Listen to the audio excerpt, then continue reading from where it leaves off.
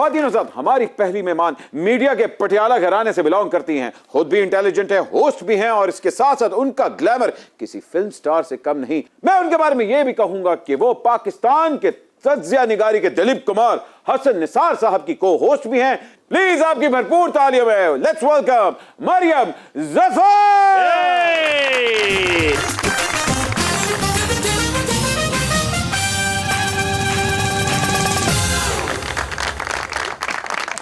हसन निसार के सामने आप बैठती हैं, अपने काम के बहुत बड़े खान साहब है वो।